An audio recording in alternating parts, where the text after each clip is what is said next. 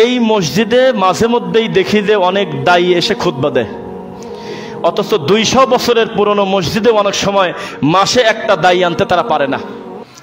সেখানে প্রায় প্রতি মাসেই ধারাবাহিকভাবে বিভিন্ন দায়ী এসে শায়েকরা এসে খুতবা দিচ্ছে, আলহামদুলিল্লাহ। তাহলে আপনারা যদি মনে করেন যে আচ্ছা এই যে দূর থেকে শায়েকরা আসে, আমাকে বাদ দিয়ে কথা বলবেন, কিন্তু সবচেয়ে কমা দামি হলে আমি আজকে আইছি মনে করেন, এত হুজুররা বড় বড় শায়েকরা আসতেছে, কি করা যায়? একা একা আমাদের মসজিদ কমিটির লোক কষ্ট করবে কেন? তাদেরকে বুঝতেই দেব না। আমরা 20 জন ভাই মিলে, 20 জন ব্যবসায়ী মিলে আমরা একটা সাদা ধরে এমন একটা পরিবেশ করব, আল্লাহর ঘরে নিয়মিত যাতে আমরা এই সুন্দর বাগানটা আলাদা আলাদা ফুল দিয়ে পরিবেশ করতে পারি।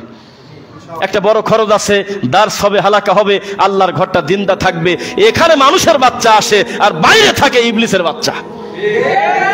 এই ভালো মানুষদেরকে যদি কোরআন সুন্নাহ দিয়ে রাঙাতে চান, তাহলে এই বাগানে আসবে ডক্টর আবু বকর মোহাম্মদ জাকারিয়া, আমার মতো ছোট থেকে শুরু করে প্রত্যেক সালাফি আকীদা মানহাজের দাওয়াতি লোক আসবে। কারণ প্রত্যেকের আলাদা আলাদা ভালোবাসার মানুষ আছে কিনা, আছে কিনা বলেন? তো এই রকম ভাবে যদি আপনারা পরিবেশ করেন, তাহলে আপনাদের কিন্তু সহযোগিতা করতে হবে। পারবেন? নিজ থেকে বলবেন যে আমার 500 টাকা করে প্রতি মাসে লেখো, লেখো, আমি আল্লাহর দিনের জন্য আমি এটা কোরবান করলাম। প্রতি মাসে তোমরা দায়ী আনো না, প্রতি সপ্তাহে আনো, এনে আমাদেরকে তোমরা দিনের ভালো ভালো কথা শোনাও। দেখবেন যে আরো 5টা মসজিদ উৎসাহিত হবে ইনশাআল্লাহ।